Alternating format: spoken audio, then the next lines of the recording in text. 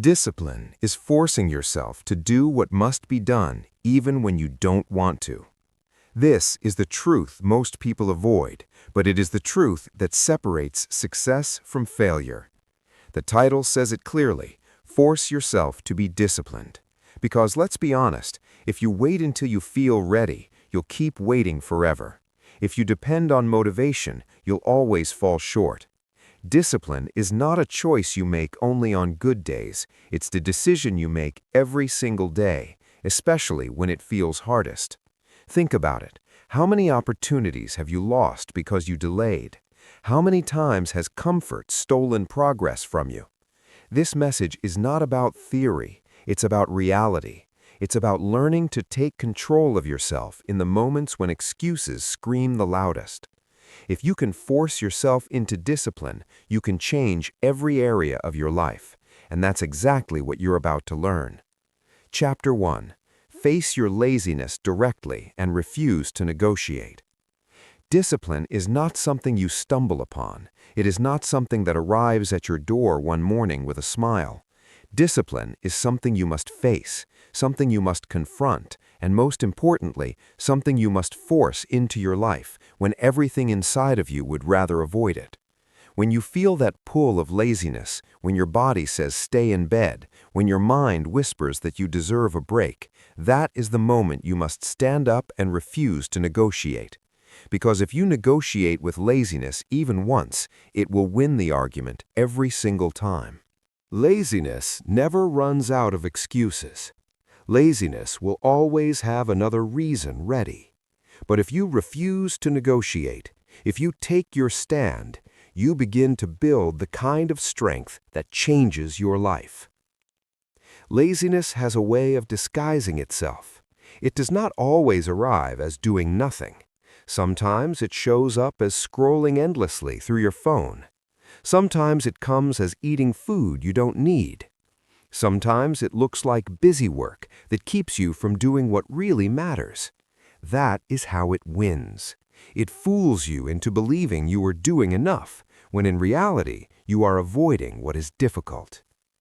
And the truth about life is this: progress is always found in what is difficult.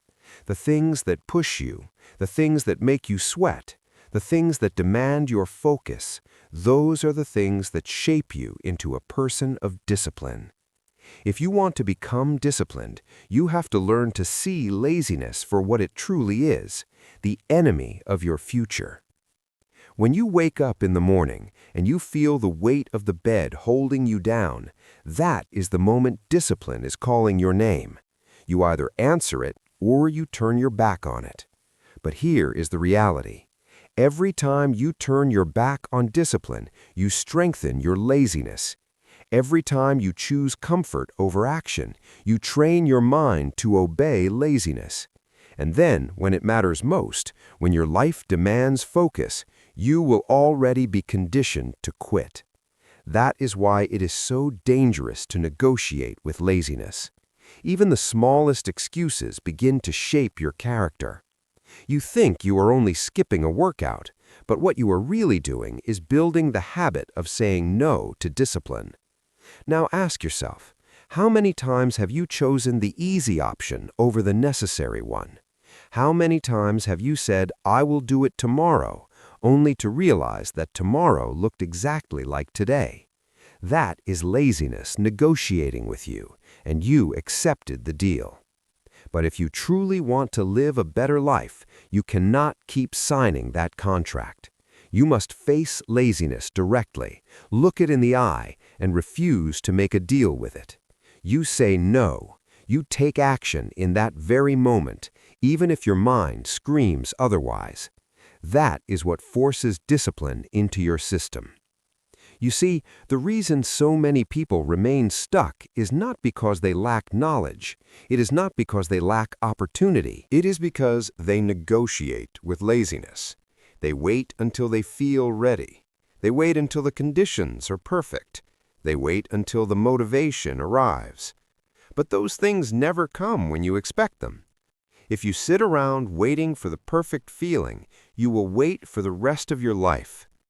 Discipline begins when you act before you feel ready.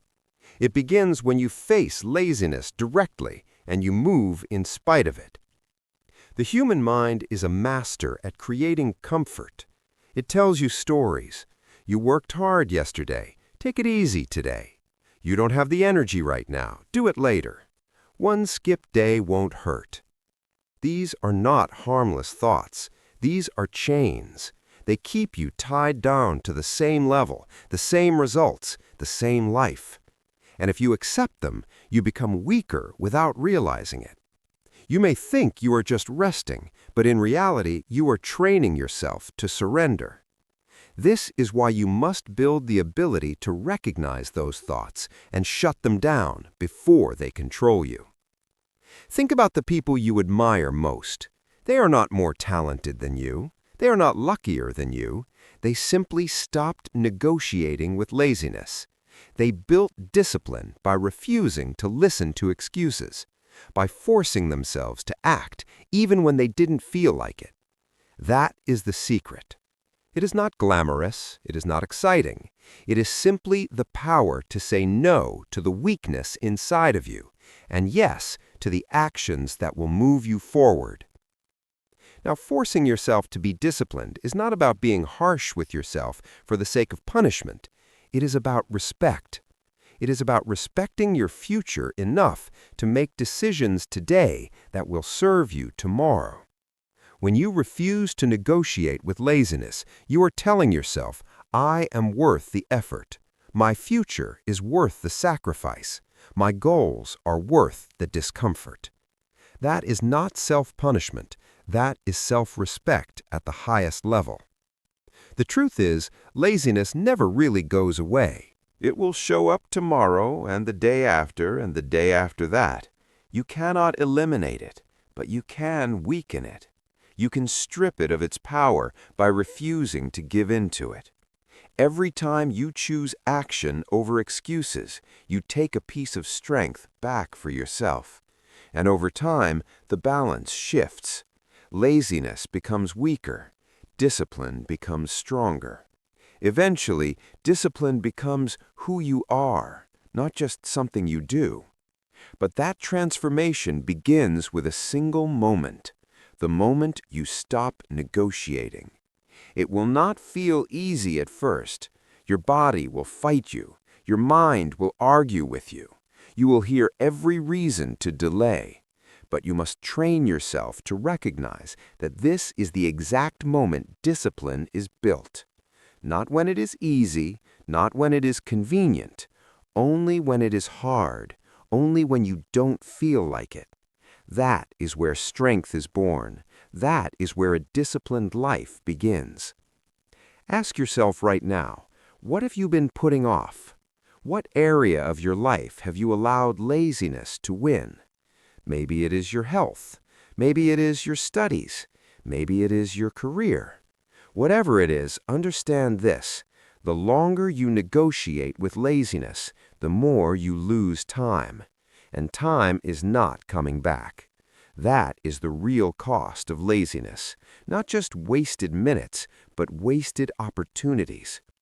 So how do you face it directly? You start small. You pick one thing you know you need to do, and you do it immediately. You do not think about it. You do not debate it. You do not ask how you feel. You stand up and you act. That small victory begins to break the pattern. And once you break the pattern once, you can break it again and again and again. That is how discipline is built, through small victories stacked on top of each other until they create a foundation that laziness cannot break. And every time you win against laziness, you gain something more than progress. You gain confidence. You begin to trust yourself.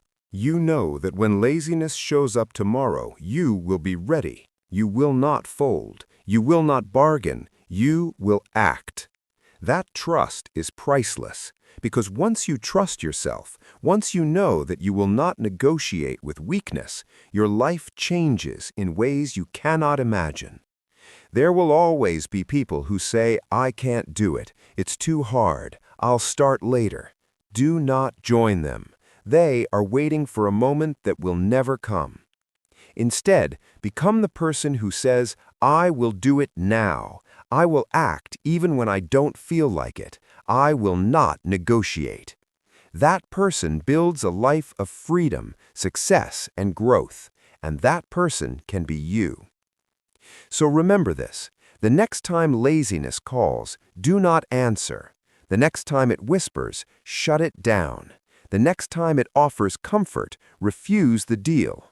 Stand firm, take action, build your strength one choice at a time, and never forget, the moment you refuse to negotiate with laziness is the moment you force yourself into discipline, and discipline is the path that changes everything. Chapter 2. Take small actions immediately to train instant response. Discipline is not something you build in giant leaps. It is not something that appears one day after a sudden decision. It is created in small actions taken at the exact moment they are needed. Every time you delay, every time you wait, you weaken the ability to respond. The secret to real discipline is learning to act immediately, to move as soon as the thought enters your mind, without hesitation and without negotiation. Those small, instant actions train your mind and body to respond without delay, and that habit becomes the foundation of strength in every part of life. Think about how often opportunities pass you by simply because you paused. You felt the urge to exercise but waited a little longer and then skipped it. You knew you had a call to make but told yourself you would do it later, and later never came.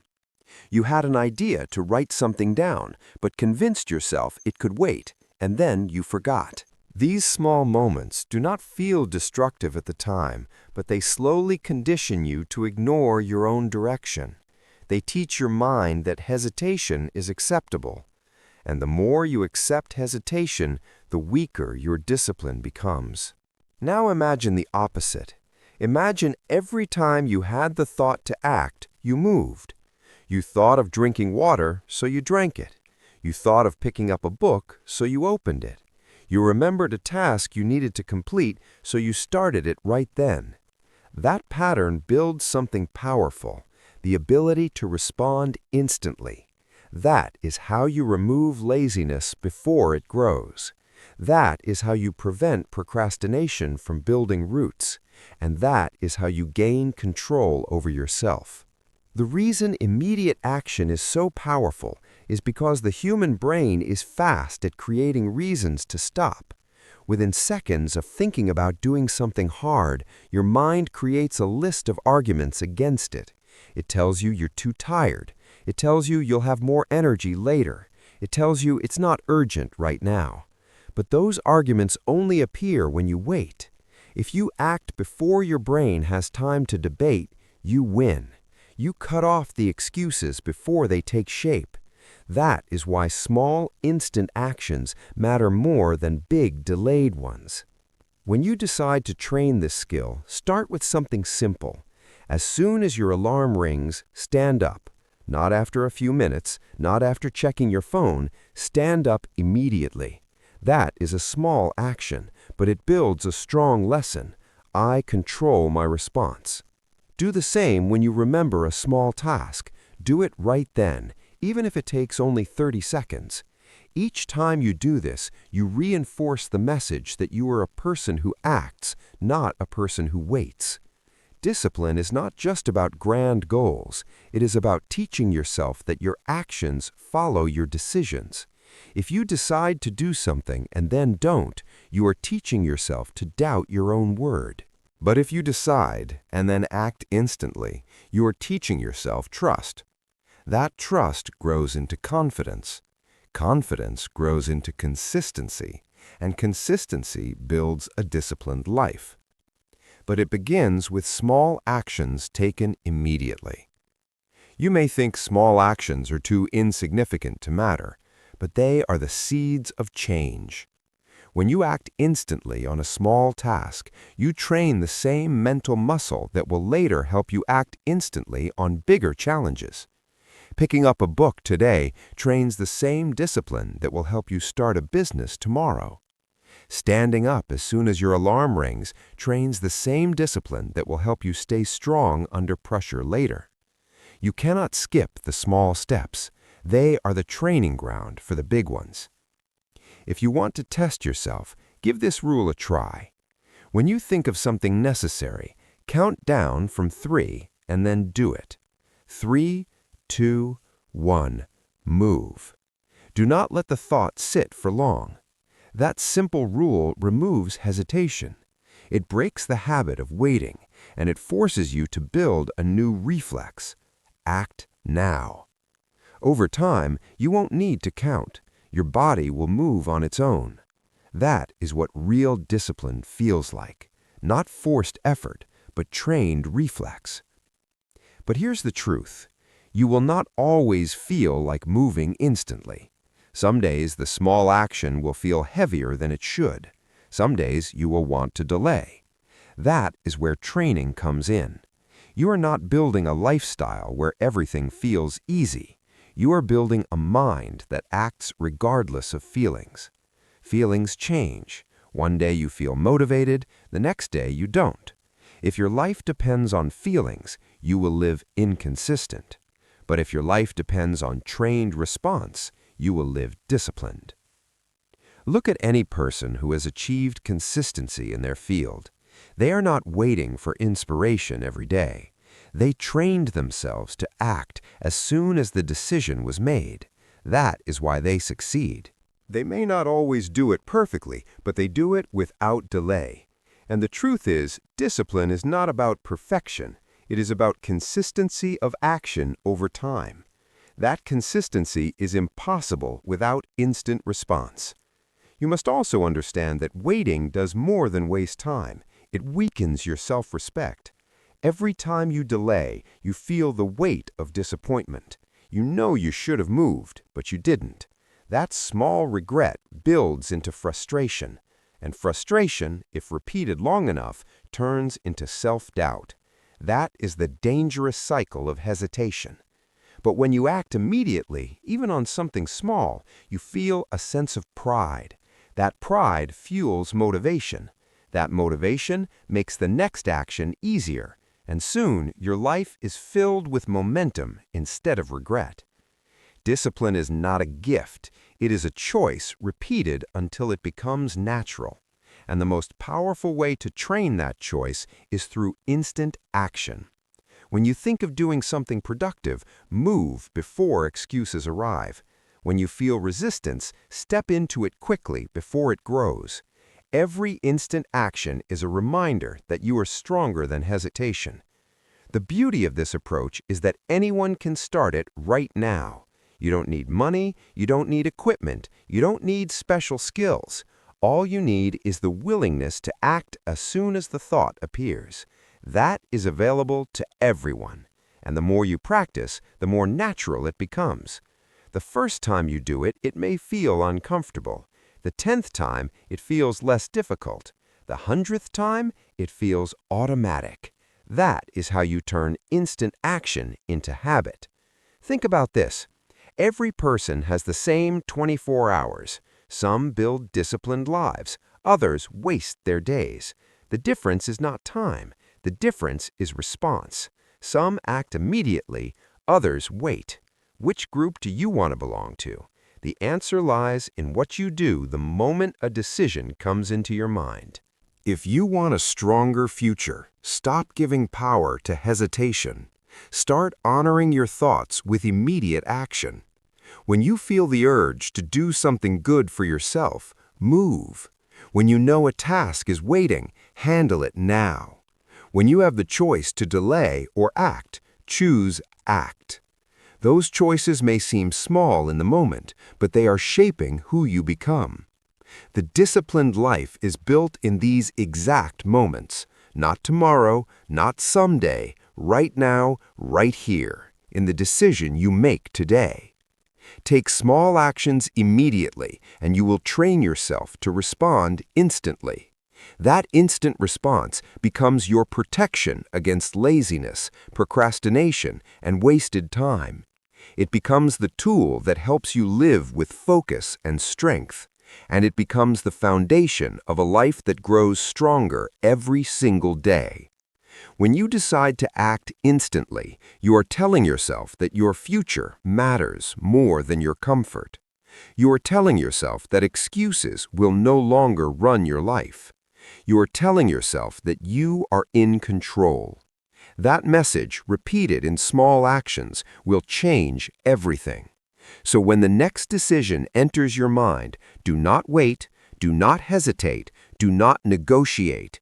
Act, move, respond. Because the life you want is waiting, but only for the person who learns to act without delay. Chapter 3. Control your thoughts before they control your decisions. The greatest battles of discipline are not fought outside, but inside the human mind. Every action you take begins first as a thought, and every decision you make is shaped by the direction of your thinking. If you do not learn to control what goes on in your head, then your life will always be led by impulses, emotions, and distortions. But when you gain control over your thoughts, you put yourself in the position to make stronger, clearer, and wiser choices. Discipline becomes possible only when you understand how powerful your thinking truly is. Most people underestimate how much their thoughts influence their lives. They believe that actions are separate from thinking. But in reality, action is only the extension of what you allow to stay in your mind. Think about it. The person who repeatedly tells themselves they will never improve eventually stops trying. The person who constantly thinks they will fail does not even begin. Thoughts are not harmless. They are the seeds of every decision, and every decision builds your future.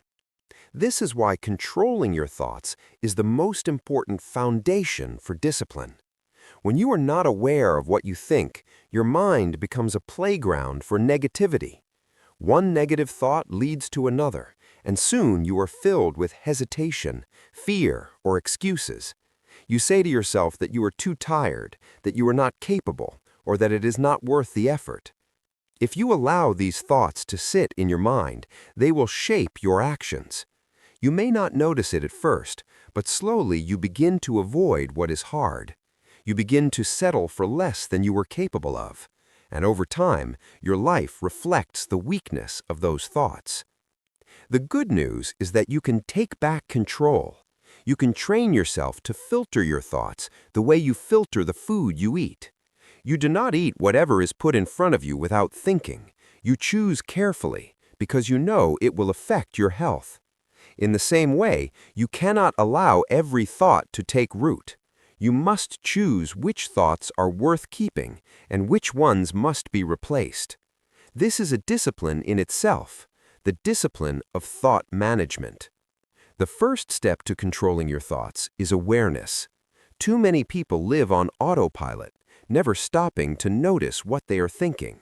They assume their thoughts are facts, when in reality, most thoughts are simply opinions, interpretations, or echoes of past experiences. If you want to take control, you must learn to stop and examine. Ask yourself, what am I thinking right now? Is this thought leading me forward or holding me back? Is this thought building discipline or destroying it? The very act of asking these questions gives you the power to separate yourself from the thought instead of being controlled by it. The second step is replacement. You cannot simply force a thought to disappear. The human mind does not operate in empty space. If you want to get rid of a destructive thought, you must replace it with a constructive one. If your mind says, "I can't to do this," you replace it with, "I may struggle, but I can learn and improve." If your mind says, "I don't feel like starting," you replace it with, "I will begin now because starting creates momentum." Replacement is not about pretending everything is perfect. It is about directing your mind toward thoughts that build strength rather than weakness. Another important step is to limit the input that feeds negative thoughts. Your environment is constantly shaping the way you think. The news you consume, the conversations you have, the people you spend time with, all of these leave an impression on your mind. If you surround yourself with people who always complain, you will start to think in complain. If you fill your day with endless entertainment, your thoughts will lean toward comfort instead of growth. Controlling your thoughts also means controlling what you expose yourself to daily. If you want discipline, you must create an environment that feeds your mind with clarity, focus, and direction. One of the strongest tools for controlling your thoughts is reflection. Set aside time each day to examine how your thinking guided your choices. Ask yourself, did my thoughts push me toward my goals or away from them today? Where did I let negativity control my actions? Where did I win the battle in my mind? This habit builds awareness and allows you to make corrections before poor thinking becomes a habit. The more often you reflect, the quicker you catch harmful patterns. Understand this truth. Your feelings often follow your thoughts. If your thinking is undisciplined, your emotions will be unstable. You will feel discouraged, overwhelmed, or anxious, not because of circumstances, but because of how you are thinking about them. But when you control your thoughts, your emotions become more stable. You feel capable, strong, and in. This is why controlling your thoughts is not just a mental exercise.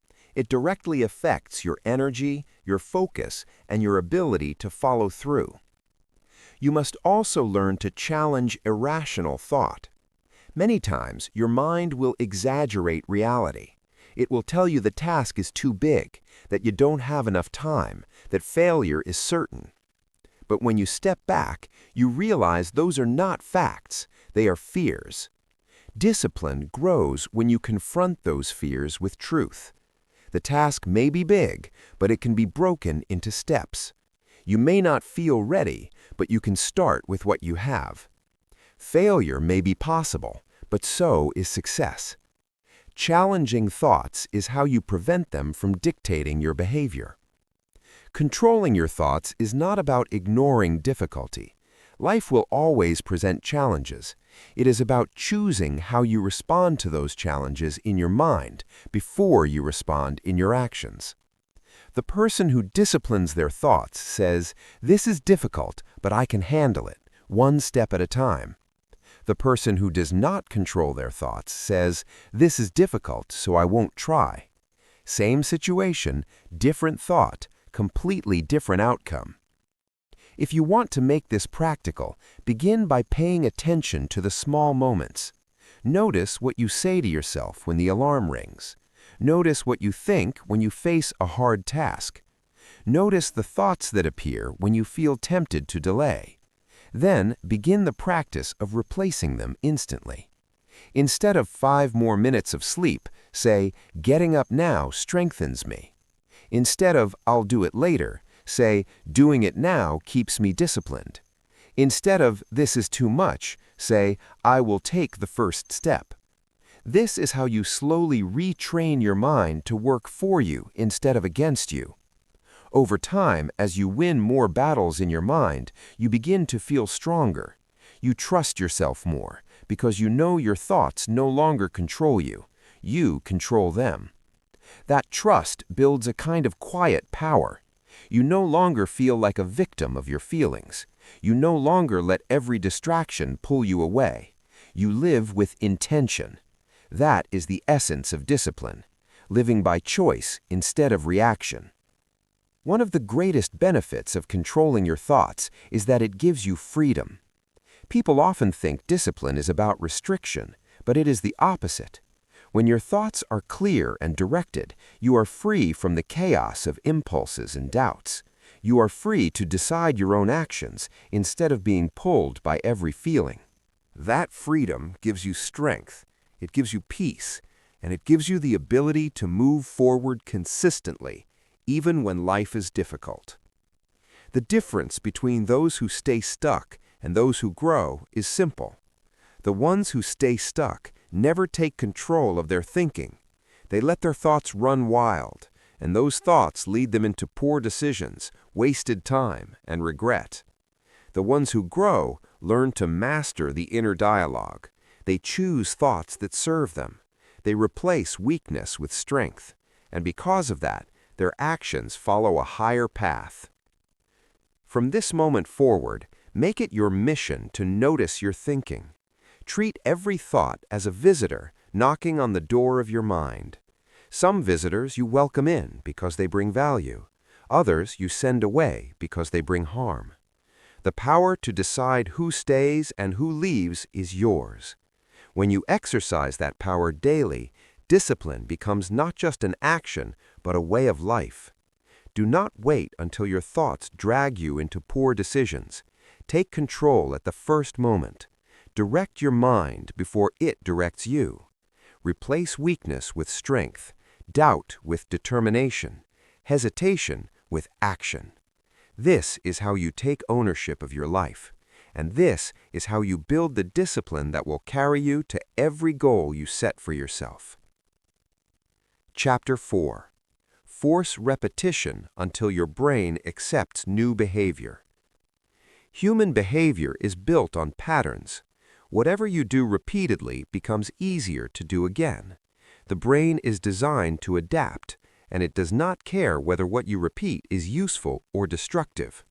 If you repeat procrastination, it becomes natural. If you repeat excuses, they become automatic. If you repeat strength, that becomes automatic too. The way you rewire your brain for discipline is through deliberate repetition, forcing yourself to do the behavior again and again until it feels normal. At first, it feels uncomfortable, even unnatural, but repetition changes what your brain accepts as familiar. Think about the first time you tried to do something difficult. It felt heavy, awkward, or exhausting. Maybe it was exercising, waking up earlier than usual, or speaking in front of others. The first time is always the hardest, but notice what happens after you repeat it. The difficulty begins to fade. The task feels less foreign, and eventually it becomes a regular part of your life. That shift did not happen because the task changed. It happened because your brain adjusted to the repetition. What was once unusual became routine.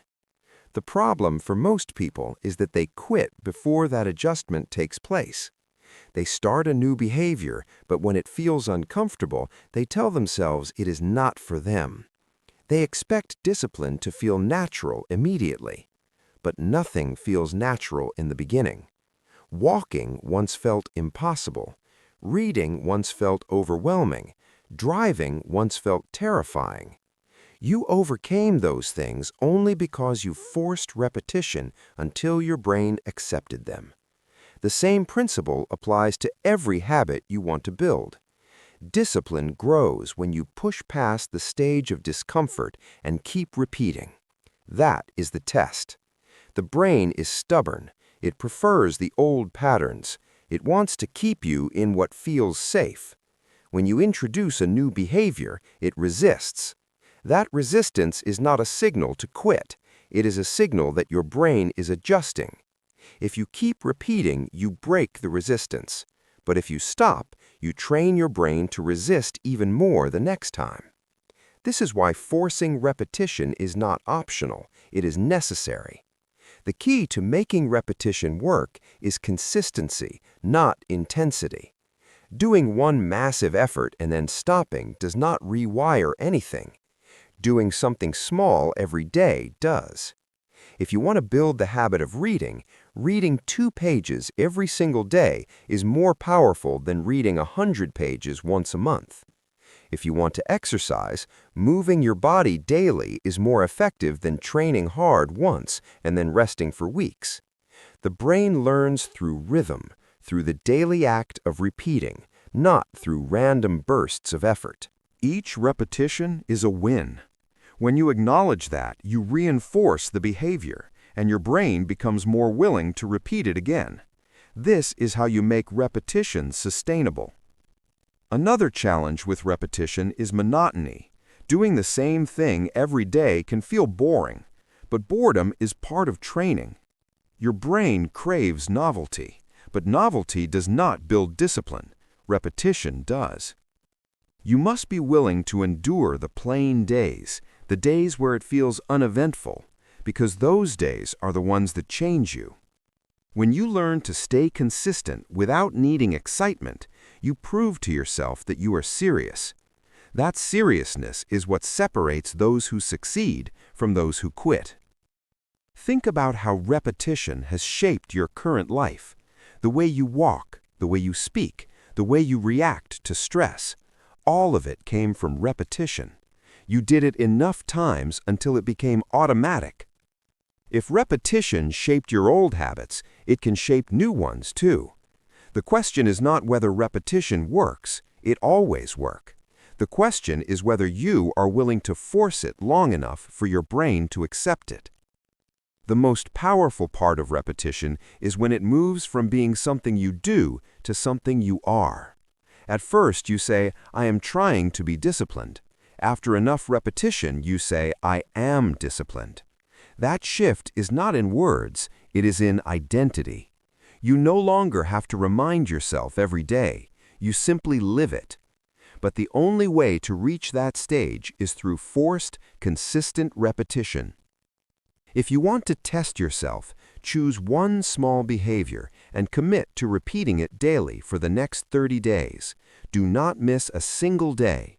It could be writing one paragraph, drinking more water, or turning off your phone before bed. Force yourself through the discomfort, through the boredom, through the resistance. Watch what happens. By the end of 30 days, your brain will start to accept it as normal. Extend it to 60 days, and it becomes harder not to do it than to do it. That is the power of repetition. You must also remove the expectation of instant change. Too many people want quick results. They want their brain to accept new behavior after 1 or 2 tries. When that does not happen, they quit. But your brain does not change on demand. It changes with repetition.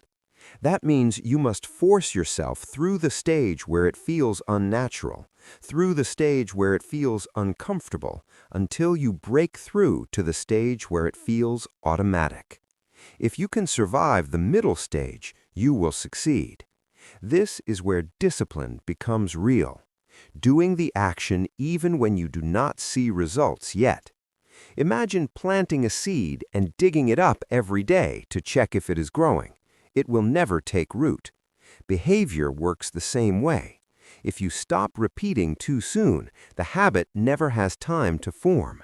But if you give it enough consistent repetition, the roots grow deep, and soon the behavior belongs to you. You do not have to think about it anymore.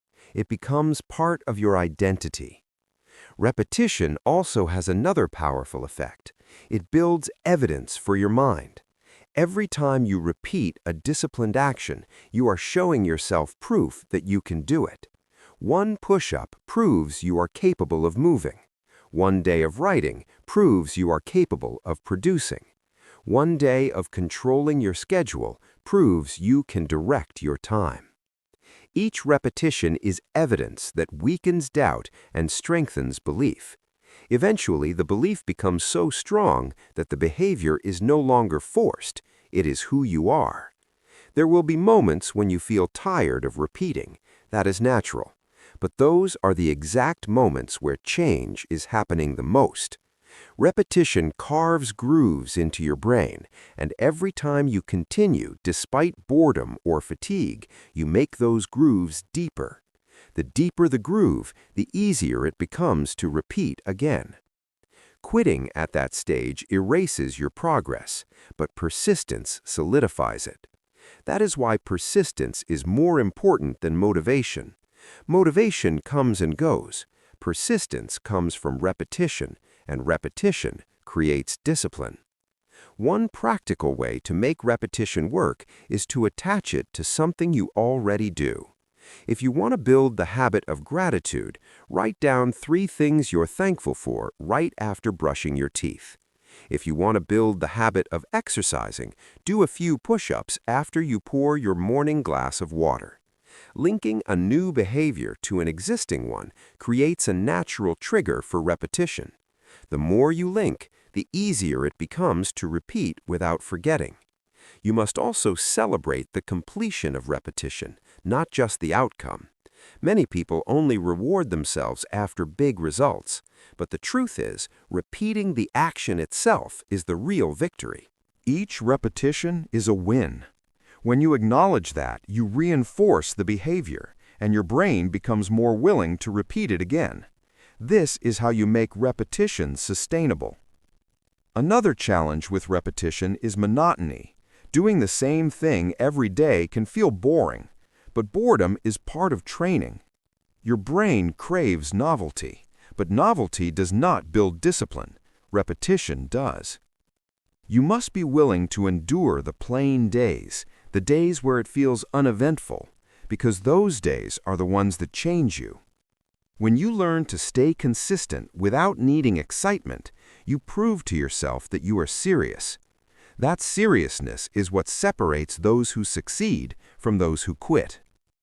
Think about how repetition has shaped your current life. The way you walk, the way you speak, the way you react to stress. All of it came from repetition. You did it enough times until it became automatic. If repetition shaped your old habits, it can shape new ones too. The question is not whether repetition works. It always works. The question is whether you are willing to force it long enough for your brain to accept it. The most powerful part of repetition is when it moves from being something you do to something you are. At first you say, I am trying to be disciplined. After enough repetition, you say, I am disciplined. That shift is not in words, it is in identity. You no longer have to remind yourself every day. You simply live it. But the only way to reach that stage is through forced, consistent repetition. If you want to test yourself, choose one small behavior and commit to repeating it daily for the next 30 days. Do not miss a single day.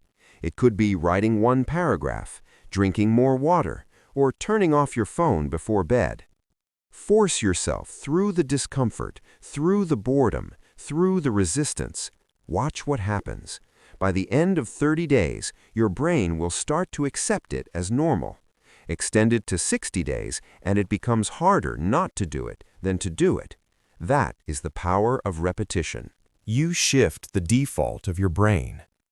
The reason most people never change is not because they lack ability, but because they lack patience with repetition.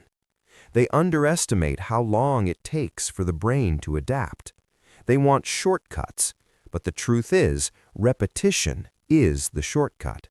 It feels slow, but it is the fastest path to change.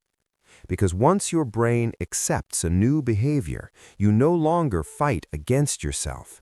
You move forward naturally without constant struggle. That is real freedom. Discipline is not a mystery. It is simply the result of forcing repetition until your brain surrenders to the new pattern. At first, you carry the habit. Then the habit carries you. And when that happens, you no longer depend on willpower every day. You depend on who you have become. That transformation is available to anyone willing to repeat long enough. So do not quit at the stage where it feels unnatural. Do not give up when it feels boring. Do not stop when results are not immediate. Keep repeating. Force the behavior again and again until it feels like part of your identity. That is how discipline is created. That is how lives are changed. And that is the path waiting for anyone who chooses to repeat until the brain accepts the new way of living. Chapter 5. Replace negative self-talk with strict self-direction. The way you talk to yourself is the most powerful influence on how disciplined you become. Every word you repeat in your mind either strengthens you or weakens you. If the voice inside you is full of doubt, excuses, and fear, then your actions will follow that pattern. You cannot live a disciplined life if you let negative self-talk control your decisions. Discipline begins with learning to replace destructive language in your head with strict self-direction. You must speak to yourself like a leader who gives orders, not like a critic who tears you down. Negative self-talk often comes quietly. It tells you that you are not ready. It reminds you of past failures. It whispers that the effort is too much. Most people allow those thoughts to become permanent companions, not realizing that every time they agree with them, they are shaping their future. If you keep telling yourself you are weak, you will live weak. If you keep telling yourself you cannot change, you will not change. The mind follows the words it hears most often, especially when those words come from your own mouth. Strict self-direction is the antidote. It is the decision to take full control of your inner dialogue. Instead of allowing your thoughts to drift aimlessly, you give them commands. Instead of telling yourself you cannot, you direct yourself to act. Instead of entertaining doubt, you state with clarity what must be done. Strict self-direction is not about pretending everything is easy. It is about refusing to allow weakness in your language.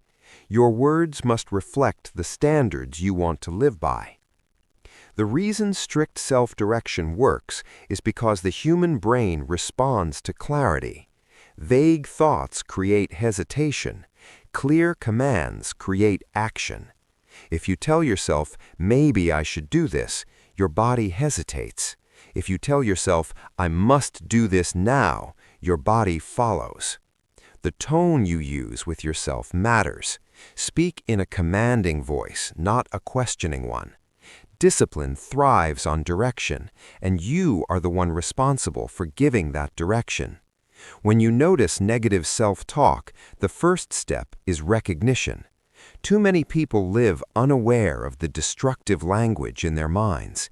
They repeat the same phrases daily. I am too tired. I am not smart enough. I will never succeed. These phrases become so common they feel normal. But once you learn to notice them, you realize they are not harmless. They are shaping your discipline. Recognition allows you to interrupt the cycle. When you catch yourself saying something weak, you stop it. You refuse to entertain it further. The second step is immediate replacement. Do not leave the space empty because negative talk will always try to return. Replace it with strict direction. If you say, I cannot do this, replace it with, I will complete one step right now. If you say, I feel too lazy, replace it with, I will stand up and move immediately. Replacement turns destructive energy into constructive action. Over time, your brain begins to accept the new commands as the standard. Another key to replacing negative talk is precision. Do not give yourself vague encouragement. Do not simply say, I can do it. That is too broad. Instead, give yourself exact direction. Write one page now. Turn off the phone and focus. Start walking for 10 minutes. Precision eliminates the room for excuses. Negative talk thrives on vagueness. Strict direction kills it with clarity. You must also understand that strict self-direction requires firmness. You cannot give yourself soft orders and expect strong results. When your mind says, I don't feel like it, you must respond with authority. Do it now. That tone matters. You are not negotiating with yourself. You are leading yourself. Just as a coach directs an athlete with firm words, you must direct yourself with the same seriousness. If you treat your own words lightly, your actions will be light. If you treat them with seriousness, your actions will follow with strength. Self-discipline grows as you strengthen this inner dialogue. At first, you may feel resistance. The negative voice may push back. It will argue with you, reminding you of every past failure. But the more often you replace it, the weaker it becomes. The voice of strict direction grows louder, and soon it becomes the dominant one. You begin to trust your own words because they no longer carry excuses. They carry authority. That trust is what builds confidence. It is also important to realize that negative self-talk does not always sound harsh. Sometimes it disguises itself as kindness. It tells you that you deserve to rest when you have not yet worked. It tells you that taking it easy today will not hurt. It tells you that tomorrow will be a better day to start. These thoughts feel comforting, but they are dangerous. They are traps that keep you weak. Strict self-direction cuts through those false comforts with clarity. It says, rest is earned, not given. Do the work first. It says, tomorrow will not be better unless you act today. That is how you protect yourself from the deception of comfort. Your environment will also influence your self-talk. If you spend time around people who constantly complain or lower their standards, their language will echo in your head. You will find yourself repeating their negativity, even when they are not present. That is why you must be careful with the voices you allow around you. Surround yourself with people who speak with clarity, strength, and direction. Their language will influence your own, and your inner dialogue will rise to match it. A practical exercise for replacing negative self-talk is to write down the most common excuses you tell yourself. Look at them clearly. Then, next to each one, write the strict direction that should replace it. For example, I am too tired becomes, I will begin for 5 minutes regardless of energy. I will never succeed becomes, I will practice daily until I improve. Read those strict directions often until they become automatic. Each time the old excuse appears, you already have the new command ready. Strict self-direction is not about being unkind to yourself. It is about being honest and firm. Negative talk weakens you because it removes honesty. It exaggerates your limits and hides your strength. Strict direction gives you the truth. You may not feel ready, but you are capable of action. You may not see results yet, but repetition will bring them.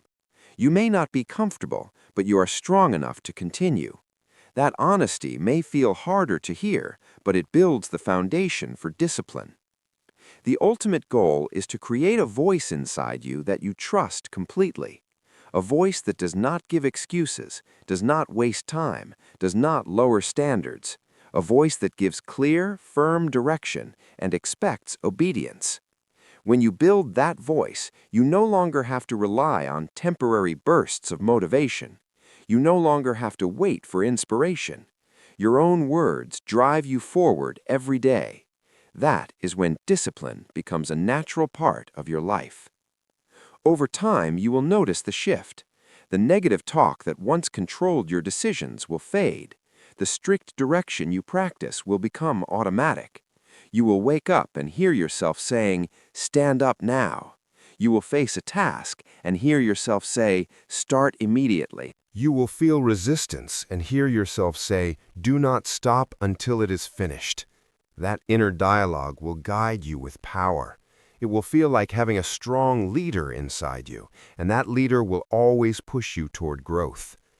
Every disciplined person you admire has built this skill. They did not silence negativity by accident. They replaced it with strict direction daily until it became second nature, and you can do the same. It requires awareness, replacement, precision, and firmness. It requires daily practice. But once you build it, you will never again be at the mercy of destructive self-talk. You will live with clarity, and your discipline will carry you forward, regardless of how you feel. From this day forward, decide that your inner dialogue will serve you, not harm you. Stop giving space to negative self-talk. Replace every weakness with a command. Speak to yourself as a leader, not as a victim. Direct yourself firmly toward action, and never forget the words you repeat to yourself each day are shaping the discipline that defines your future. Chapter 6. Use pressure to act when comfort pulls you back. Comfort is one of the greatest enemies of discipline. It feels safe, it feels pleasant, it feels familiar. But if you give in to it too often, it slowly pulls you away from progress. Comfort whispers that you can take it easy, that you can delay the hard task, that you can relax just a little longer. At first, it seems harmless, but over time, comfort weakens your drive and lowers your standards. The only way to break its grip is to use pressure to create conditions that demand action when your body and mind would rather stay idle. Without pressure, comfort will always win. With pressure, you force yourself to rise above it. Pressure is not your enemy. In fact, pressure is often the tool that pulls out your best. Think about deadlines. How many times have you delayed until the very last moment, and then suddenly you produced more in a few hours than you had in weeks? That is not because you lacked ability earlier. It is because the pressure forced you to act. The problem is that most people wait for external pressure, deadlines, emergencies, or consequences before they move. You will feel resistance and hear yourself say, "Do not stop until it is finished." That inner dialogue will guide you with power. It will feel like having a strong leader inside you, and that leader will always push you toward growth. Every disciplined person you admire has built this skill. They did not silence negativity by accident. They replaced it with strict direction daily until it became second nature. And you can do the same. It requires awareness, replacement, precision, and firmness. It requires daily practice. But once you build it, you will never again be at the mercy of destructive self-talk. You will live with clarity, and your discipline will carry you forward regardless of how you feel. From this day forward, decide that your inner dialogue will serve you, not harm you. Stop giving space to negative self-talk. Discipline grows when you learn to apply pressure on yourself before life does it for you. The truth is, comfort has no urgency. It convinces you that tomorrow is just as good as today. It convinces you that nothing terrible will happen if you delay. That is how it keeps you stuck. Pressure creates urgency. Pressure tells you the time is now, not late. When you use pressure correctly, you leave no room for comfort to slow you down. You create a system where action is not optional, where movement is the only choice. One way to create pressure is through accountability. When you tell someone about your commitment, when you make your goals visible, you introduce a kind of weight that pushes you forward. If you promise yourself you will exercise, but tell no one, comfort may talk you out of it. But if you tell a friend, if you share it publicly, you feel pressure to follow through. That pressure removes the option of slipping back into comfort. It gives you an extra reason to act. Another way to create pressure is through deadlines. A goal without a deadline is just a wish. If you say you will get something done someday, comfort will stretch that day into months or years. But if you give yourself a firm date, you create pressure that demands focus. Even better, shorten your deadlines. Challenge yourself to act sooner than feels comfortable. That urgency forces you to cut distractions and prioritize what matters most. Without deadlines, comfort will always stretch your timeline. With deadlines, you compress time and accelerate growth. You can also use financial pressure to strengthen discipline. Invest in something that requires you to commit. Pay for the class, buy the equipment, put money on the line. When you invest, you create pressure to use what you paid for. Talk. Replace every weakness with a command. Speak to yourself as a leader, not as a victim. Direct yourself firmly toward action, and never forget the words you repeat to yourself each day are shaping the discipline that defines your future. Chapter 6. Use pressure to act when comfort pulls you back. Comfort is one of the greatest enemies of discipline. It feels safe, it feels pleasant, it feels familiar. But if you give in to it too often, it slowly pulls you away from progress. Comfort whispers that you can take it easy, that you can delay the hard task, that you can relax just a little longer. At first, it seems harmless, but over time, comfort weakens your drive and lowers your standards. The only way to break its grip is to use pressure to create conditions that demand action when your body and mind would rather stay idle. Without pressure, comfort will always win. With pressure, you force yourself to rise above it. Pressure is not your enemy. In fact, pressure is often the tool that pulls out your best. Think about deadlines. How many times have you delayed until the very last moment, and then suddenly you produced more in a few hours than you had in weeks? That is not because you lacked ability earlier. It is because the pressure forced you to act. The problem is that most people wait for external pressure, deadlines, emergencies, or consequences before they move. Discipline grows when you learn to apply pressure on yourself before life does it for you. The truth is, comfort has no urgency. It convinces you that tomorrow is just as good as today. It convinces you that nothing terrible will happen if you delay. That is how it keeps you stuck. Pressure creates urgency. Pressure tells you the time is now, not late. When you use pressure correctly, you leave no room for comfort to slow you down. You create a system where action is not optional, where movement is the only choice. One way to create pressure is through accountability. When you tell someone about your commitment, when you make your goals visible, you introduce a kind of weight that pushes you forward. If you promise yourself you will exercise but tell no one, comfort may talk you out of it. But if you tell a friend, if you share it publicly, you feel pressure to follow through. That pressure removes the option of slipping back into comfort. It gives you an extra reason to act. Another way to create pressure is through deadlines. A goal without a deadline is just a wish. If you say you will get something done someday, comfort will stretch that day into months or years.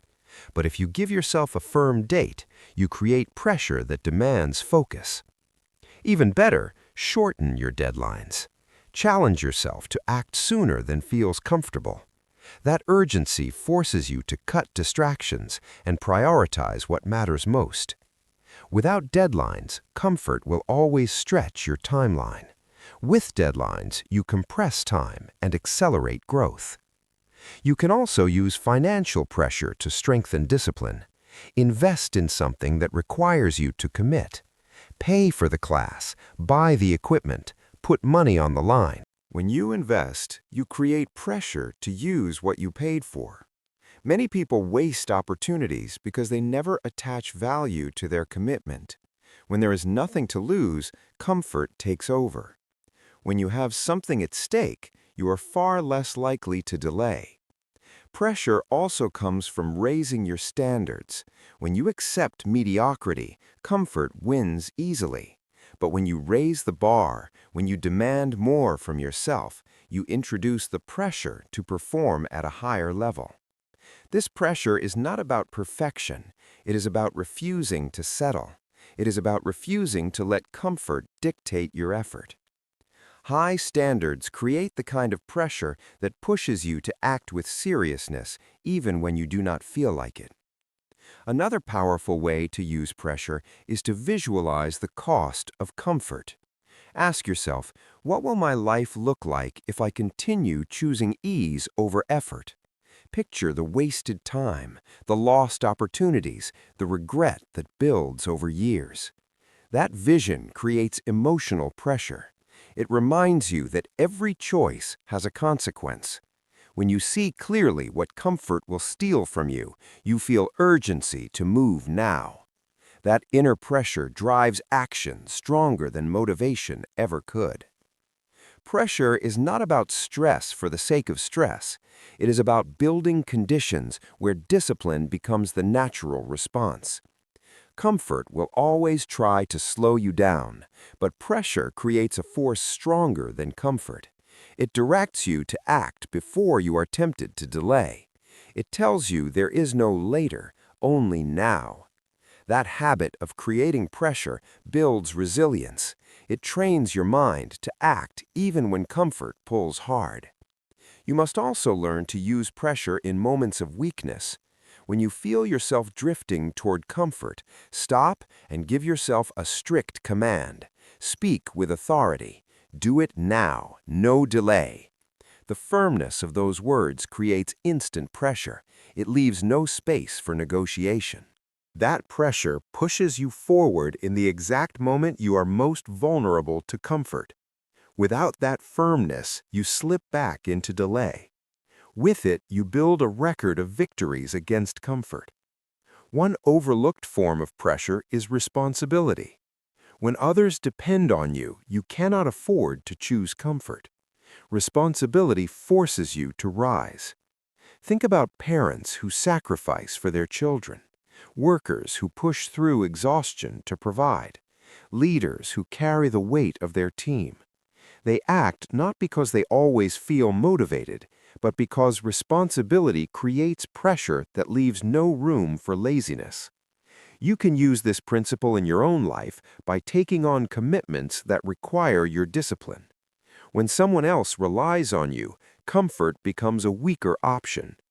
It is important to understand that comfort will never disappear. It will always invite you to rest longer, to relax sooner, to wait a little more. You cannot eliminate that pull, but you can overpower it with pressure. Comfort is gentle. Pressure is firm. Comfort whispers. Pressure demands. The one you choose to listen to determines the direction of your life. If you want to test yourself, put deliberate pressure on your day. Give yourself strict timelines. Remove the easy options. Announce your commitments to others. Place yourself in environments where excuses are not possible. Each time you do this, you strengthen the muscle of discipline. You train yourself to act under pressure instead of shrinking under it. Over time, pressure stops feeling like stress. It feels like structure. It feels like the system that keeps you strong when comfort tries to weaken you. Remember, some of your greatest achievements will come when you place yourself under conditions that leave no choice but action. Comfort cannot exist where pressure is present. If you rely on comfort, your life will shrink. If you rely on pressure, your life will expand. You will grow stronger, more reliable, and more disciplined with every decision from this moment on. Stop waiting for external forces to pressure you. Create that pressure yourself. Decide on strict deadlines. Announce your commitments. Attach value to your action. Demand more from yourself than you currently accept. Use responsibility to keep yourself accountable. Remind yourself of the cost of staying comfortable. Each of these creates pressure that forces action. And when comfort calls you back, when it tells you to delay, when it tempts you with ease, answer it with pressure. Tell yourself firmly that action is required now. Move without hesitation. Choose progress over ease. That repeated decision builds the life of discipline you want. It is not easy, but it is possible. And every time you use pressure to defeat comfort, you prove to yourself that you are capable of far more than you. Chapter 7. Build mental toughness by choosing effort over relief. Mental toughness is the ability to keep moving forward when every part of you wants to stop. It is the strength to stay with the effort instead of escaping into comfort. Life constantly presents you with two choices: choose effort and grow stronger, or choose relief and stay weak. The easy road tempts you every day, but if you always take it, you will never know your real capacity. The disciplined life belongs to those who train themselves to choose effort consistently, even when the relief looks more inviting. You must understand that toughness is not built in comfort. It is created in the moments when effort feels heavy, when resistance feels unbearable, when you would rather escape. That is the exact moment where you can either quit or push through. If you quit, you teach yourself that relief is more important than progress. If you push through, You teach yourself that effort defines you. Over time, these choices shape your identity. You either become the person who gives in to relief or the person who thrives under effort. Most people underestimate how often they choose relief without realizing it. They reach for food when they are stressed instead of addressing the real issue. They check their phone to avoid facing the hard task. They stop short of finishing what they started because the effort is uncomfortable. Each of those moments feels small, but they accumulate into a pattern. That pattern either builds weakness or builds toughness.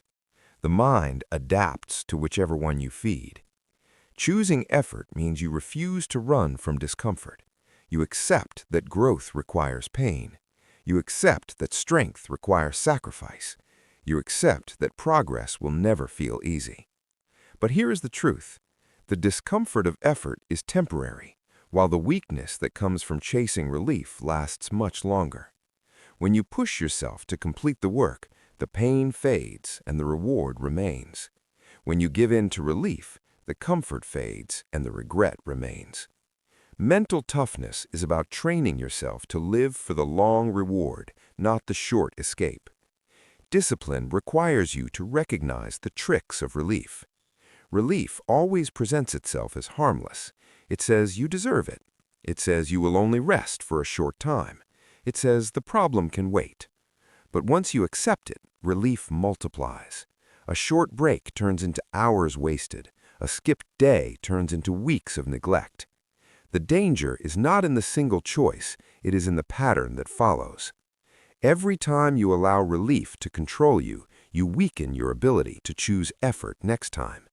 That is why you must be ruthless in rejecting false relief. Building mental toughness begins with small acts of effort.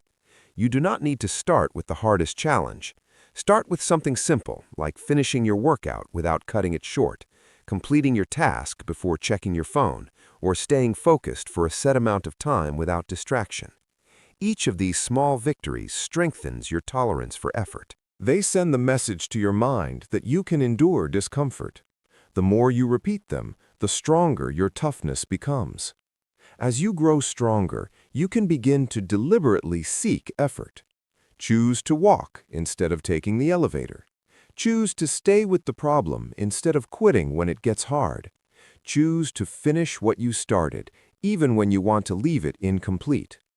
Each of these choices builds your resilience. Mental toughness is not a gift you were born with. It is a habit you create by consistently choosing effort over relief. Another essential part of toughness is self-respect. When you choose effort, you prove to yourself that you can be trusted to finish. That trust builds pride, and pride fuels confidence. But when you choose relief, you lose respect for yourself. You may enjoy comfort in the moment, but later you feel disappointed. That disappointment weakens confidence. You start doubting your own ability to follow through. The only way to reverse that is to rebuild trust through effort. Every time you push past comfort, you earn back your respect. Mental toughness also requires patience. Relief always looks attractive because it offers immediate comfort. Effort demands time before results appear. You may work for weeks or months before seeing significant change. This is where many people quit. They cannot handle the gap between effort and reward. But the disciplined person accepts that patience is part of the process. They understand that every day of effort is a brick in the foundation. They trust that the reward will come if they keep stacking those bricks. That trust is what allows them to keep choosing effort even when relief is calling loudly. One practical way to build toughness is to set rules for yourself that you do not break. For example, you decide that you will not go to sleep until you complete your daily target. You decide that you will not stop halfway once you begin. These rules act as anchors. When relief tempts you, the rules remind you of the standard you live by. Strict personal rules create the kind of pressure that keeps you aligned with effort. Without them, it is too easy to drift into excuses. You must also remember that effort feels different once you get started. The hardest part is the beginning. The first few minutes of pushing yourself always feel heavier than the rest. That is where most people surrender. But if you force yourself past that beginning, the body and mind adjust and the effort becomes manageable. The key is to push through that initial resistance without giving in to relief. If you do that repeatedly, your toughness grows naturally. Discipline also grows when you stop seeing effort as punishment and start seeing it as training. Effort is not a punishment for weakness, it is the path to strength. Every difficult task is a workout for your mind. Every uncomfortable moment is practice for resilience. When you adopt this perspective, you no longer resent effort, you embrace it as the tool that makes you unshakable. That mindset shift is critical. People who see effort as punishment run from it. People who see effort as training welcome it. Relief may feel good for a moment, but it cannot build character. Character is built only in effort. When you are tired but keep going, you grow. When you are afraid but take action anyway, you grow. When you want to quit but stay until it is finished, you grow. These moments define toughness. They separate the disciplined from the undisciplined, the achievers from the average. And every person has access to them. The difference is whether you choose effort or relief. To build toughness, you must also expose yourself to challenges intentionally. Do not always wait for difficulty to arrive on its own. Create it. Wake up earlier than you want. Push yourself to work longer on your craft. Hold yourself to higher standards when nobody is watching. Voluntarily choosing effort makes you stronger, so when life forces effort on you, you are already prepared. The more you train under self-imposed effort, the less likely you are to break when real pressure comes. Eventually, you will realize that effort is what gives life meaning. Relief feels empty because it creates nothing. It is fleeting. But effort produces results. Effort builds skills. Effort creates confidence. Effort leaves a legacy. When you look back, you will not be proud of the times you escaped into comfort. You will be proud of the times you chose effort and proved to yourself that you were stronger than you thought. That pride will stay with you far longer than any temporary relief. From today forward, begin to notice your daily choices. When comfort pulls you toward relief, stop and ask yourself, which decision will make me stronger? Which choice will make me proud later? Which path builds my discipline? The answer will almost always be effort. Then make the decision quickly. Do not give relief time to argue. Take the harder road and remind yourself that this is how toughness is built. Over weeks and months, you will notice the change. Tasks that once felt overwhelming will feel easier. Challenges that once broke you will feel manageable. You will begin to carry yourself with quiet confidence, knowing that you can rely on your own strength. That transformation will not come from reading or wishing. It will come from repeatedly choosing effort when relief was calling. This is the law of mental toughness. Every time you choose effort over relief, you grow stronger. Every time you choose relief over effort, you grow weaker. The decision belongs to you. And when you consistently choose effort, discipline stops being something you struggle for and becomes something you live naturally. They show up without warning, and if you obey them, they lead you away from the path of discipline. You feel the impulse to skip your workout, to eat something unhealthy, to delay the task that demands your attention, or to quit before finishing. In the moment, the impulse feels harmless, even justified. But the truth is, impulses are traps. They offer short relief while creating long-term pain. If you want to force discipline into your life, you must train yourself to fight those urges by reminding yourself of the cost of giving in. Every choice carries a consequence. The problem is that impulses blind you from seeing the long-term effect. They convince you to focus only on now.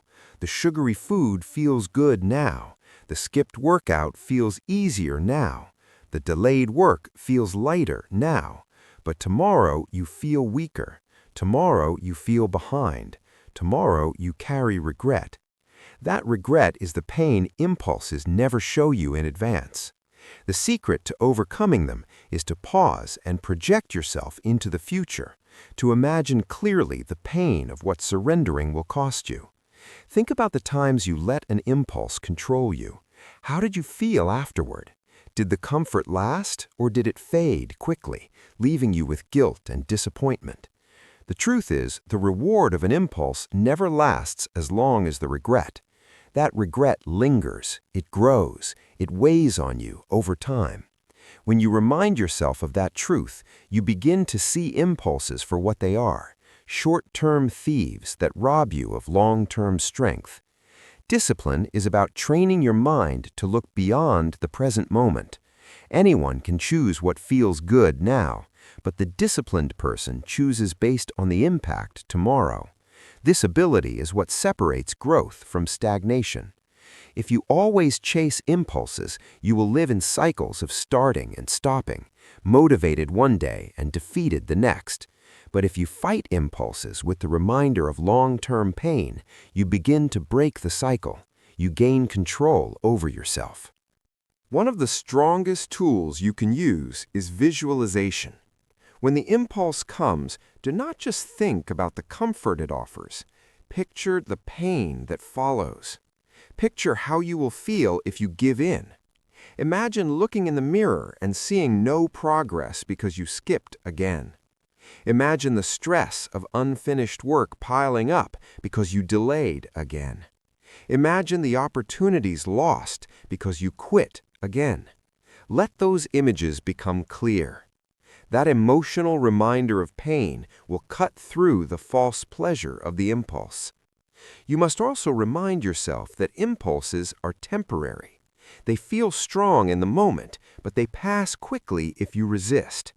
The problem is that most people never learn to wait them out. They feel the urge and immediately obey it. But if you pause, if you remind yourself of the long-term pain and hold the line, the impulse weakens. Each time you resist, you gain more strength. Each time you fight back, you build more confidence. And with practice, impulses lose their power over you. Fighting impulses is also about building awareness. You must learn to notice the situations that trigger them. Maybe it's when you are tired. Maybe it's when you are stressed. Maybe it's when you are bored. If you do not identify these triggers, you will always fall into the same trap. Once you know them, you can prepare. You can decide in advance how you will respond. When the urge appears, you will not be surprised. You will already have the weapon of long-term vision ready.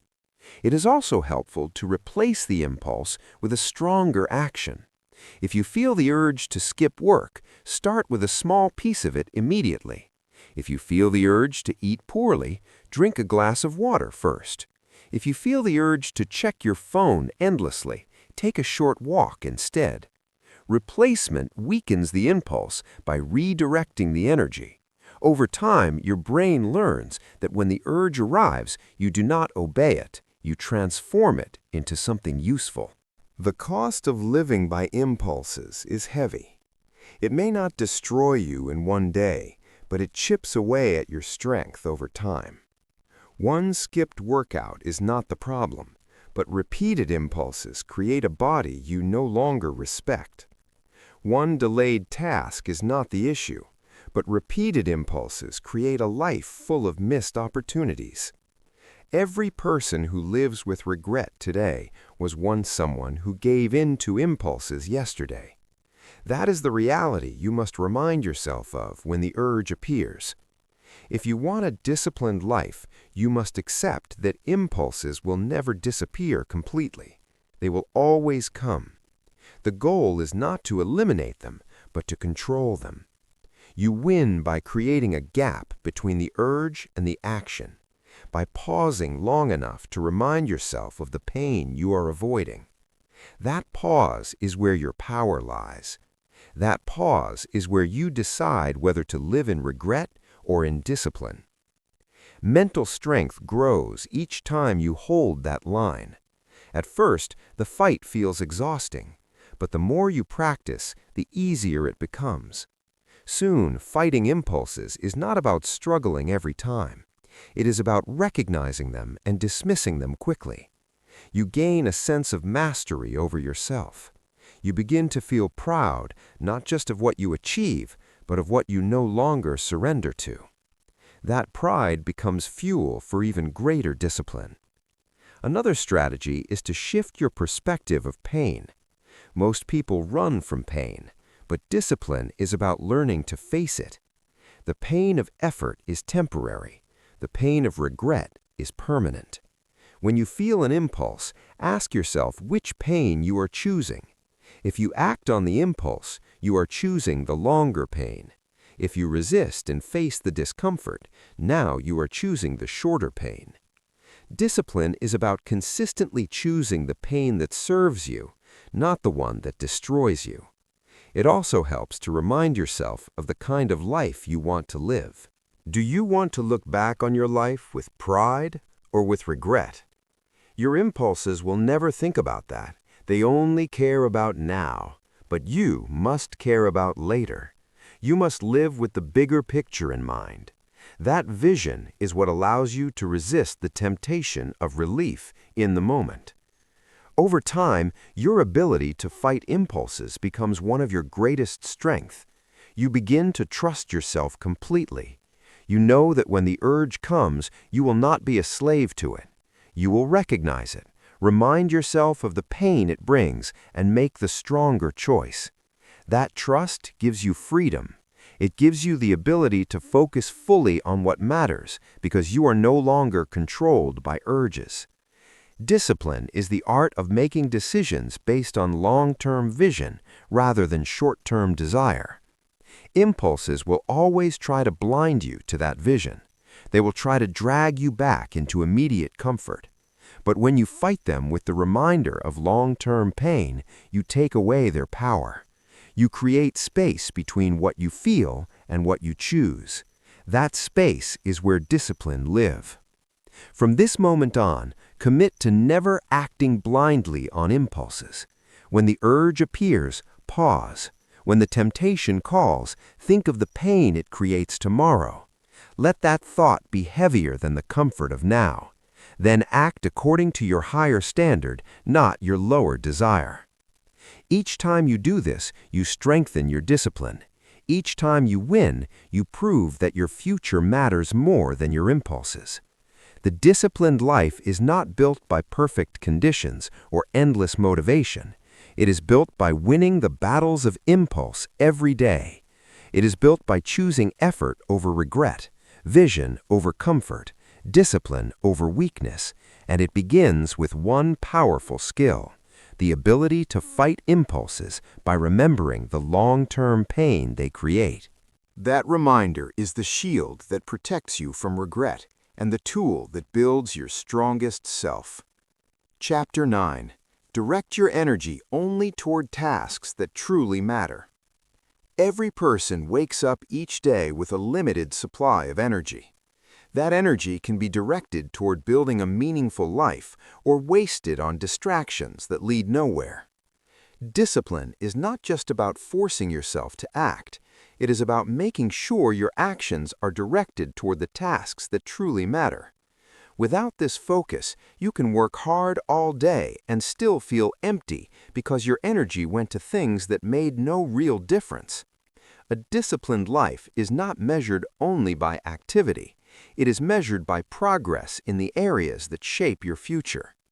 The reason so many people feel drained yet unfulfilled is because they scatter their energy across too many things. They spend hours reacting to messages, scrolling through endless content, worrying about opinions that don't move their life forward, or chasing trivial tasks that make them feel busy but not productive.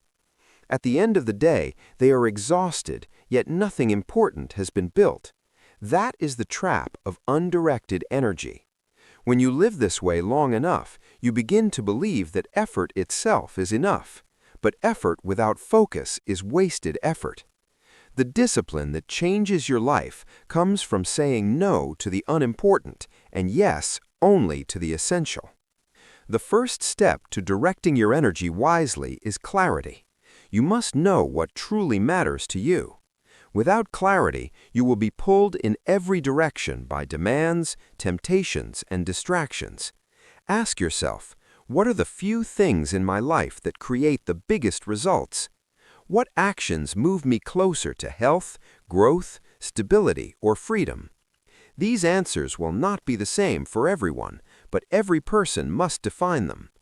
Once you are clear, the discipline is to align your energy only with those priorities. It is easy to get caught in the noise of daily life. Every notification, every invitation, every request from others pulls at your attention. If you do not protect your focus, the world will decide for you where your energy goes, and the world will rarely direct you toward your highest priorities. That is why you must be deliberate. You're not simply hope your energy will go to the right places. You must decide in advance. You must protect your focus like it is your most valuable resource, because it is. One of the strongest strategies is to identify your top 3 tasks each day, the tasks that truly matter, and commit to completing them before anything else. These are not errands or busy work. These are the actions that align with your long-term goal. When you give your energy to them first, you ensure that no matter what else happens, your day produces progress in what counts. Too many people fill their mornings with small distractions and then wonder why they have no energy left for the work that matters. Discipline means flipping that pattern, doing the important first and leaving the trivial for later, if at all. Another way to direct your energy is by creating boundaries.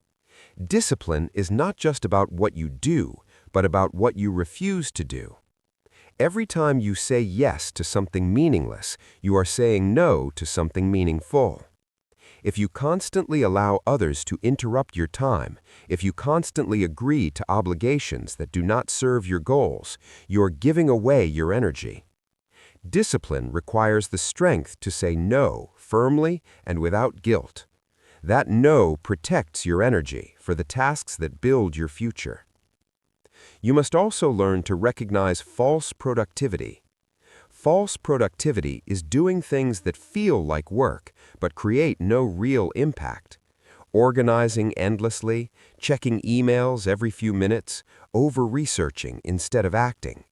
These give the illusion of progress but waste your limited energy. The disciplined person asks constantly, "Is this moving me forward?" If the answer is no, they redirect immediately. That habit alone separates the truly productive from the perpetually busy. Directing energy is not just about work. It applies to every area of life. If you pour energy into arguments, negativity, or trying to please everyone, you weaken your capacity to grow. If you invest energy in learning, health, meaningful relationships, and building skills, you strengthen your life. The discipline is in choosing where your attention goes and being ruthless about cutting out what drains you without return. Another critical piece is managing your peak energy. Every person has hours in the day when they are sharpest. For some, it is the morning. For others, later in the day. The disciplined person identifies those hours and reserves them for the most important work. They do not waste their sharpest energy on trivial tasks. They guard that time fiercely. This single decision can transform your productivity because directing your best energy to your best work multiplies results. It is also vital to track where your energy goes. Most people have no idea how much time they lose to distraction. Hours disappear in entertainment, gossip, or mindless scrolling, and they wonder why nothing changes. When you track your habits honestly, you see clearly the leaks in your discipline. Awareness creates the opportunity to redirect. Each time you catch yourself drifting, you can remind yourself, this is not where my energy belongs. Then you bring it back to the tasks that matter. Directing energy requires courage because it often means disappointing others. People will always want your attention for things that benefit them, not you. They will not care if it drains your focus. If you do not stand firm, you will constantly give away your energy. Discipline is not about being selfish, it is about being intentional. If you cannot protect your energy, you cannot build the life you want. And when you waste your energy, nobody else pays the price. You do. There is also a deeper reason why directing your energy is essential.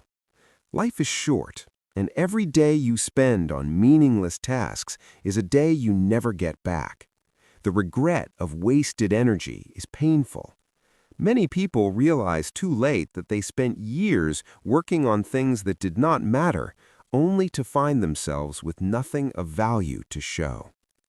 Discipline saves you from that regret.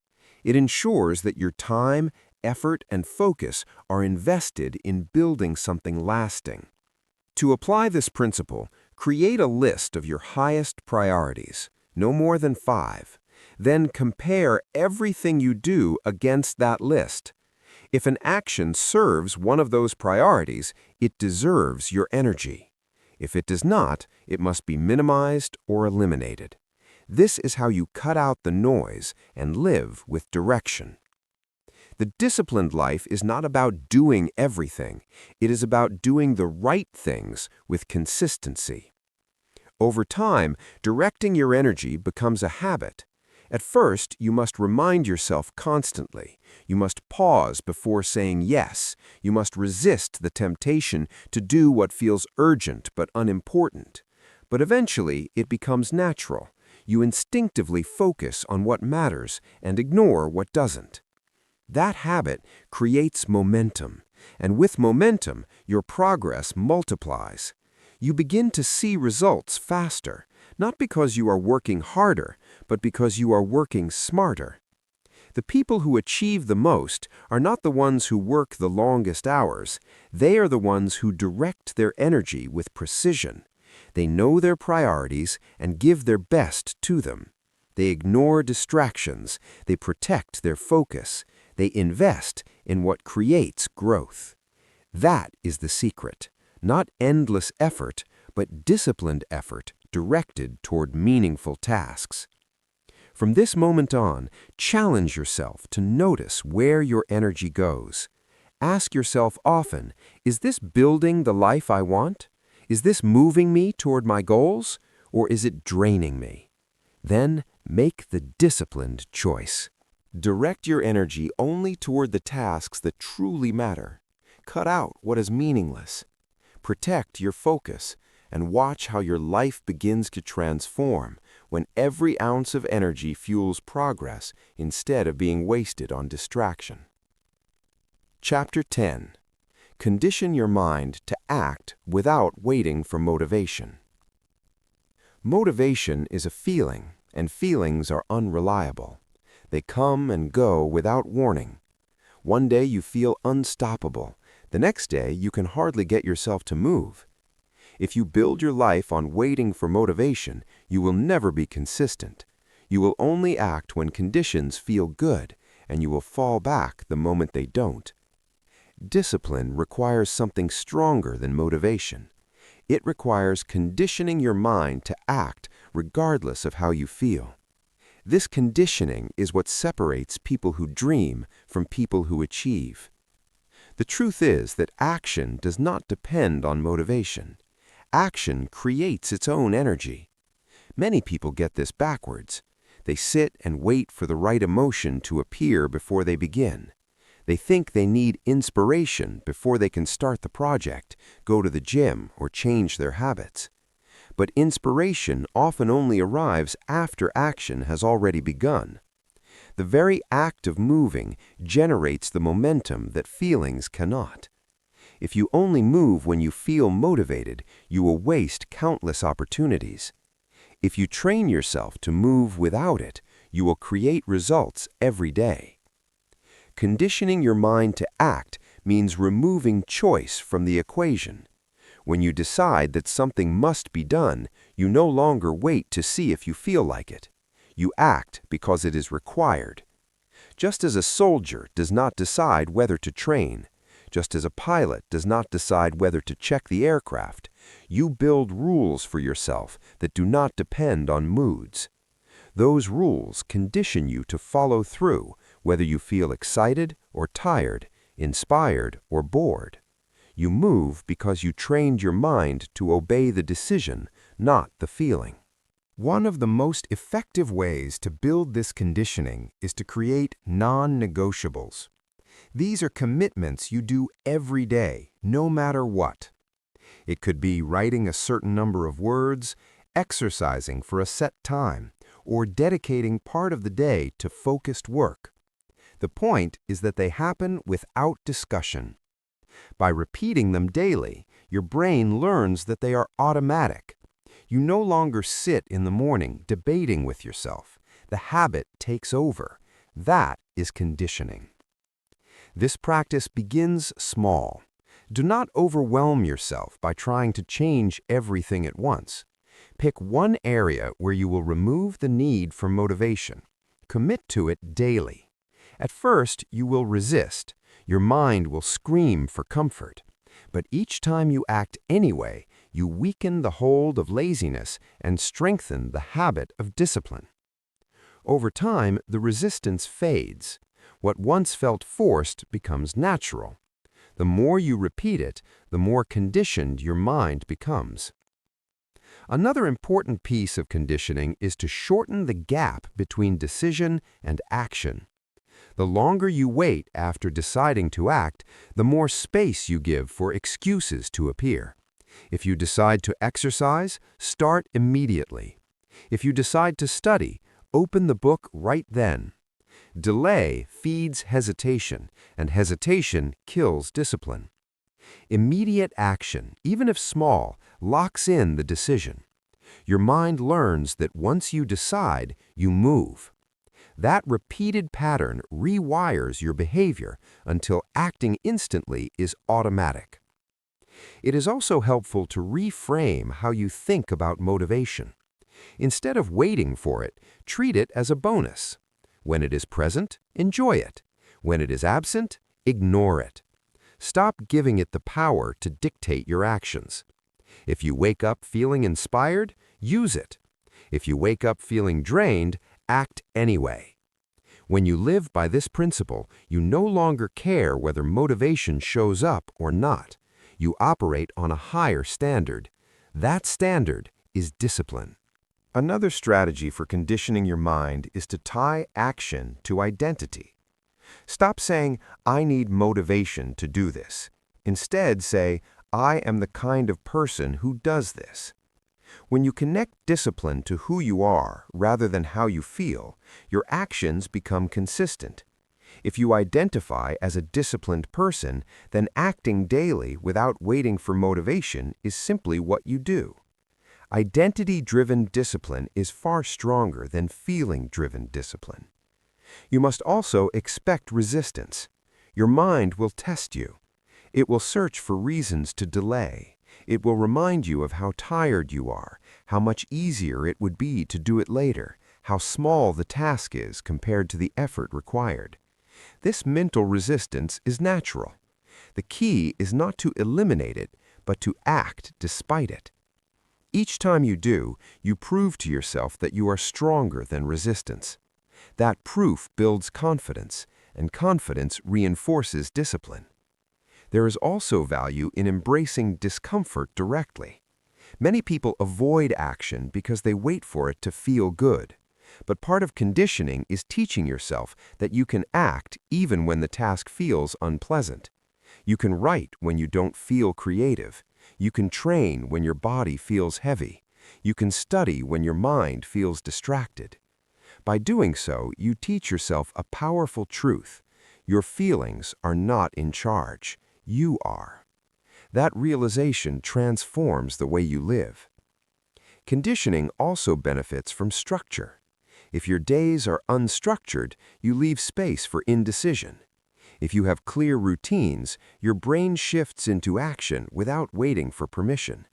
Wake up at the same time, begin your work at the same time, end your day with the same ritual. These structures condition your behavior until they no longer feel like choices. They feel like automatic parts of your life. The fewer decisions you leave to feelings, the stronger your discipline becomes. Think about the people you admire who have achieved extraordinary results.